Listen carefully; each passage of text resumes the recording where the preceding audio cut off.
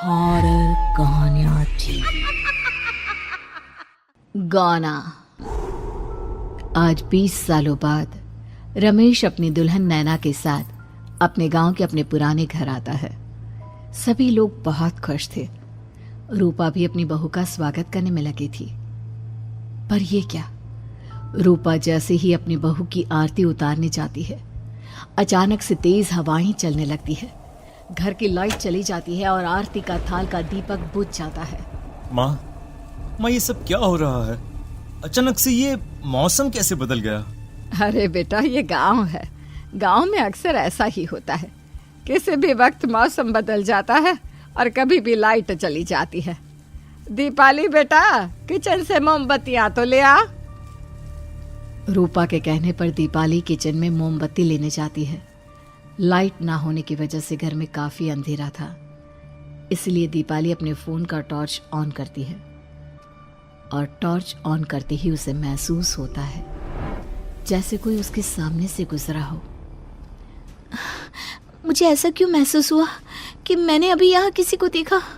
क्या सच में यहाँ कोई था या ये सिर्फ मेरा वहम था? अरे दीपाली बेटा, मिले कि नहीं मोमबत्ती? हाँ माँ, बस अभी लाती हूँ। दीपाली सारी बातों को भूलकर मोमबत्ती जलाती है और जैसे ही मोमबत्ती लेकर वापस बाहर जाने के लिए पीछे मुड़ती है तो उसके सामने एक 10 साल की छोटी बच्ची खड़ी होती है। उस बच्ची की एक झलक देखते ही दीपाली डर जाती है और जोर जोर से चिल्लाने लगती है। तभी अचानक से लाइट आ जाती है। दीपाली की आवाज सुनकर शंकर और छोटा भाई पवन उसके पास पहुंचते हैं। क्या हुआ दीपावली बेटा? पापा, मैंने किसी को देखा। दीदी यहाँ पर कोई नहीं है। अंधेरे में वहम हुआ होगा आपको। अब चलो, दरवाजे पर भैया भाभी कब से खड़े हैं। दीपाली भी इसे अपना एक वहम समझकर सबके साथ बाहर चली जाती है, जहां वो लोग अपनी भाभी का स्वागत करते हैं। नैना अपने पैरों से कलश को गिराकर थाल में पैर रखती है और घर के अंदर जाती है। सब घर के अंदर चले जाते हैं। भाभी, मैं आपकी ननद नहीं, आपकी छोटी बहन और फ्रेंड की तरह हूँ। इसलिए कभी भी आपको ये लगे कि भैया आपको सता रहे हैं तो आप उनकी शिकायत मुझसे कर देना। भाभी भैया की शिकायत करे या ना करे, पर मुझसे और माँ से तेरी शिकायत जरूर करेगी। सभी आपस में बैठकर हंसी मजाक कर रहे थे। नैना भी घूंघट किए अपने बिस्तर पर बैठी थी। वो सब आपस में बात कर ही रहे होते हैं कि तभी उन्हें एक अजीब डरावनी आवाज सुनाई देती है और कमरे की खिड़की अपने आप ही खुल जाती है। मुझे इसीलिए गांव पसंद नहीं। गांव में ऐसी ही डरावनी आवाजें आती हैं। मैंने तो सुना है गांव में बहुत सारे भूत भी होते हैं और इस मौसम को पता नहीं क्या हो रहा है। मुझे तो बहुत डर लग रहा है। मैं तो अपने कमरे में जा रही हूँ सोने। बाय भाभी, हम कल बात करेंगे। अब सब अपने कमरे में सोने चले जाते हैं। नैना अपने कमरे में बिल्कुल अकेली थी। कुछ देर बाद रमेश अपने कमरे में आता है और देखता है कि नैना खिड़की के पास खड़ी होकर बाहर की ओर एक टक नजरें लगाकर देख रही थी। क्या हुआ नैना? बाहर क्या देख रही हो? मैं बाहर का मौसम देख रही हूँ रमेश जी। इस मौसम को देखकर ऐसा लग रहा है जैसे आज कोई अपना बदला लेने के लिए आया है। तुम क्या बोल रही हो? मेरी कुछ समझ में नहीं आ रहा। और वैसे भी रात काफी हो चुकी है, अब हमें भी सो जाना चाहिए। चलो। इतना बोलकर रमेश सोने के लिए बिस्तर पर लेट जाता है, पर नैना अब भी खिड़की के पास ही खड़ी होती है। रमेश के सो जाने के बाद नैना अपनी सास के कमरे में जाती है और अपनी सास के पास बैठकर रोने लगती है, जिसे सुन सास की नींद खुल जाती है। बहू, अरे क्या हुआ बहू? तू इतनी रात को यहाँ मेरे कमरे में बैठकर रो क्यों रही है? मम्मी जी, आपने मुझे क्यों नहीं अपनाया? आपको पता है, आपकी वजह से मुझे और मेरे परिवार वालों को गांव वालों के कितने ताने सुनने पड़े। तू मेरी बहू नहीं है? कौन है तू? मम्मी जी, मैं आप ही की बहू हूँ। आपने मुझे अब भी नहीं पहचाना? इतना बोलते ही नैना की आंखें लाल हो जाती हैं। वो जोर जोर से हंसने लगती है। मौसम का रुख बदल जाता है। कमरे की खिड़कियां और दरवाजे अपने आप ही खुलने और बंद होने लगते हैं। देखते ही देखते नैना हवा में उड़ने लगती है और वो अपनी आंखों के इशारे से अपनी सांस को भी हवा में लटका देती है। तेरी वजह से मुझे और मेरे घर वालों को ताने सुनने पड़े। तूने जो पाप किया है, तुझे उस पाप की सजा मिलेगी और अब तेरी इस गलती की सजा तेरा पूरा परिवार भुगतेगा। इस तरह से नैना बड़ी ही बेरहमी से अपनी सास को मार डालती है और आराम से अपने कमरे में जाकर सो जाती है।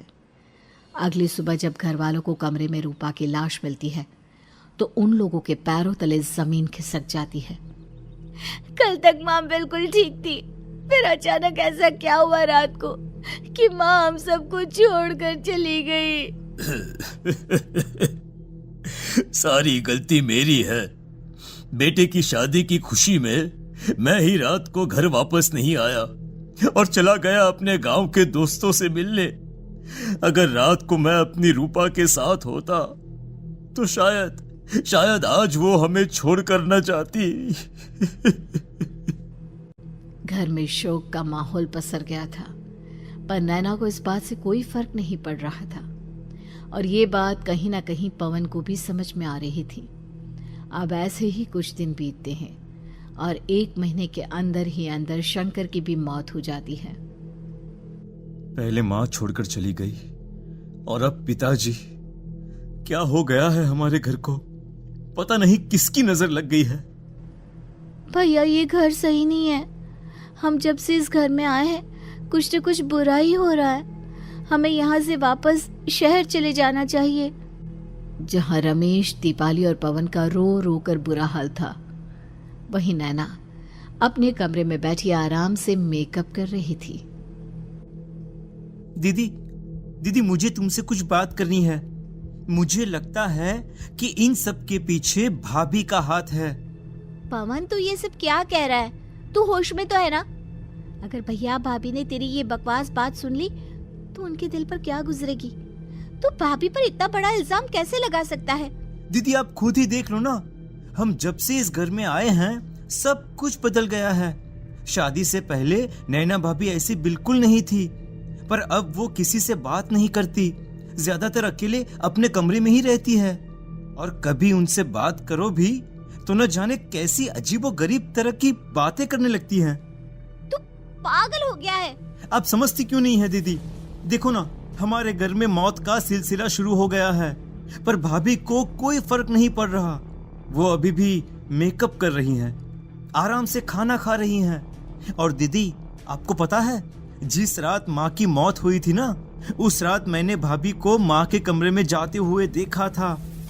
पवन की बातें सुन अब दीपाली के मन में भी शक पैदा होने लगता है और वो इस बारे में रमेश से बात करती है। रात को सब साथ में बैठकर खाना खा रहे थे, तभी कौन हो तुम और तुम ये सब क्यों कर रही हो? क्यों सबकी जान ले रही हो? रमेश जी, ये आप क्या कह रहे हैं? मैं भला मम्मी जी पापा जी की जान क्यों लूंगी? मैंने कब कहा कि तुमने माँ पापा की जान ली? नैना, तुम तो मेरी पत्नी हो, तुम थोड़ी किसी को मारोगी। नैना, तुम नैना ही हो ना? रमेश की ये बात सुनते ही नैना खाना छोड़कर गुस्से में सबको देखने लगती है। नैना की गुस्से भरी आंख को देखकर तीनों भाई बहन डर जाते हैं। तभी नैना जोर जोर से हंसने लगती है। मैं तो हूँ आपकी पत्नी गौरी। गौरी का नाम सुनते ही रमेश के होश उड़ जाते हैं। आखिर कौन है ये गौरी? क्या है इस घर और घर वालों का राज?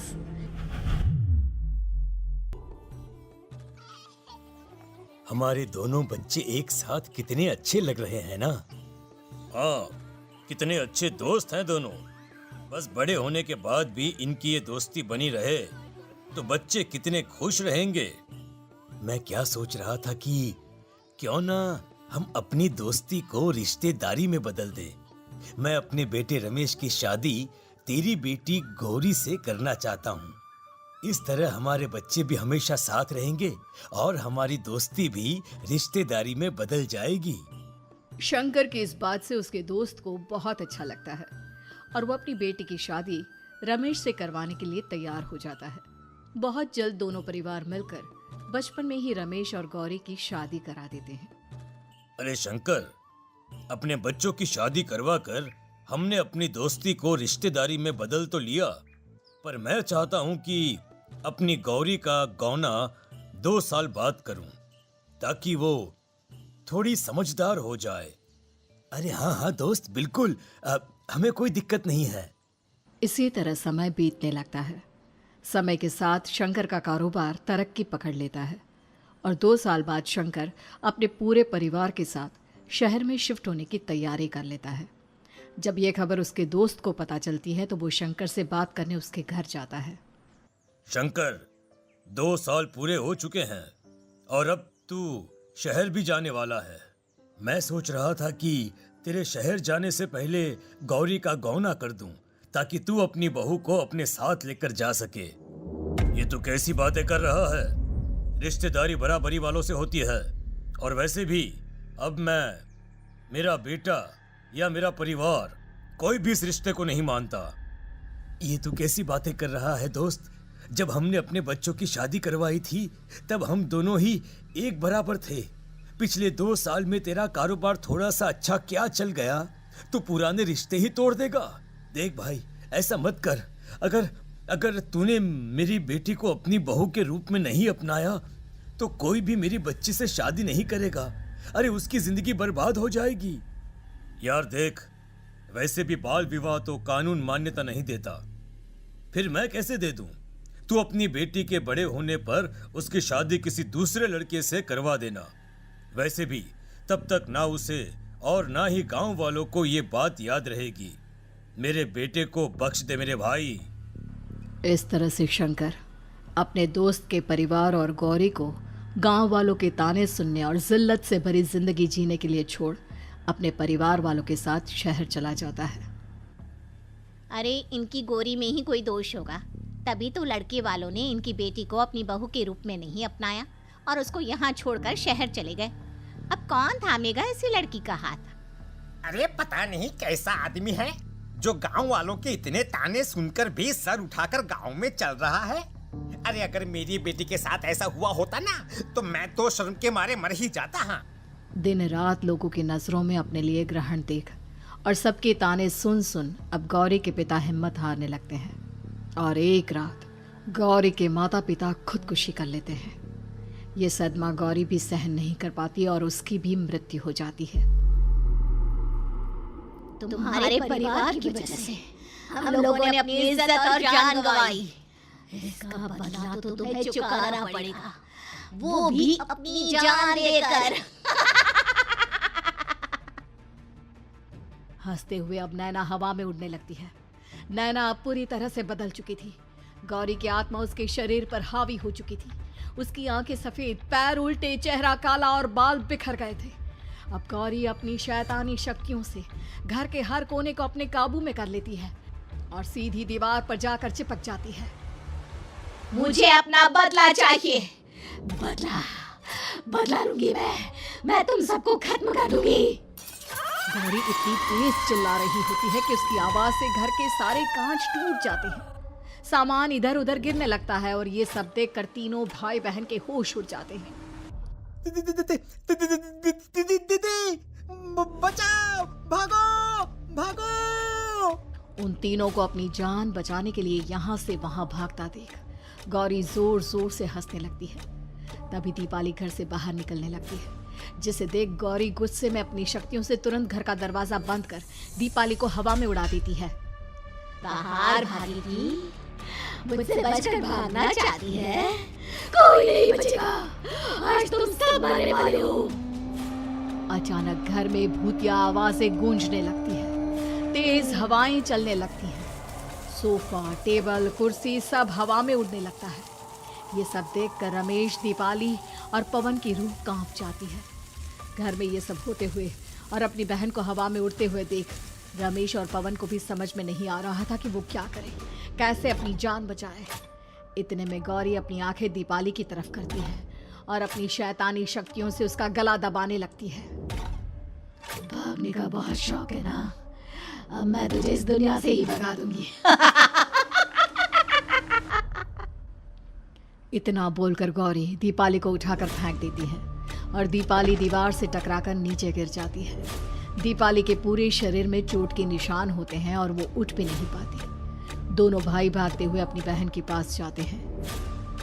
ये तो बस शुरुआत है, मैं तुम तीनों को तड़पा मारूंगी। अरे अरे, पर हमने क्या किया है? हम तीनों भाई बहन तो निर्दोष हैं। गलती तो हमारे माता पिता ने की थी और उन्हें तुम पहले ही मार चुकी हो, फिर हमारे पीछे क्यों पड़ी हो? पवन के इतना बोलते ही गौरी एक हवा के झोंके की तरह उसके पास आती है और उसका गला पकड़कर उसे हवा में उठा देती है और रमेश को गुस्से भरी नजरों से देखती है। गलती मेरे परिवार की नहीं थी, पर सबको बोलना पड़ा। मैं किसी को नहीं छोड़ूंगी। गौरी पवन को हवा में उछाल देती है, जिस पर कमरे की छत से टकराकर जमीन पर आकर वो गिरता है। उसके सर और शरीर पर जगह जगह चोट लग जाती है और खून बहने लगता है, जिसे देख अब रमेश से चुप नहीं रहा जाता। गौरी, तुम्हारा गुनहगार मैं हूँ। तुम्हारी शादी मुझसे हुई थी। अगर तुम्हें बदला चाहिए तो मुझसे लो। मेरे भाई बहन को छोड़ दो। तुम मुझे मार दो। मरना तो सबको पड़ेगा। अरे पर इसमें उन दोनों की कोई गलती नहीं है। प्लीज, मैं मानता हूँ कि तुम और तुम्हारे परिवार के साथ जो कुछ भी हुआ वो गलत था, पर गौरी, मैं प्लीज मेरे भाई बहन को छोड़ दो। उन्हें तो इस बात के बारे में कुछ भी पता नहीं है। उनका इस सबसे कोई लेना देना नहीं है। तुम और तुम्हारा परिवार यही चाहता था ना कि मैं तुम्हें अपना लूं। उस समय मैं बच्चा था। मेरे पास इतनी समझ नहीं थी, पर आज मैं तुम्हें तुम्हारे इसी रूप में अपनाता हूं। मेरे साथ जो करना है कर लो, बस मेरे भाई बहन की जान बख्श दो उनकी जान। रमेश की ये बात सुनकर गौरी का गुस्सा थोड़ा शांत होता है। ठीक है, मैं तुम्हारे भाई बहन को नहीं मारूंगी, पर तुम्हें मरना होगा और तुम्हारी आत्मा को मेरे साथ शादी करनी होगी। मुझे मंजूर है। अब रमेश गौरी के साथ छत पर जाता है और छत से नीचे को जाता है। रमेश के मरते ही गौरी उसकी आत्मा को अपने साथ ले जाती है और इस तरह से रमेश खुद मरकर अपने भाई बहन को बचा लेता है।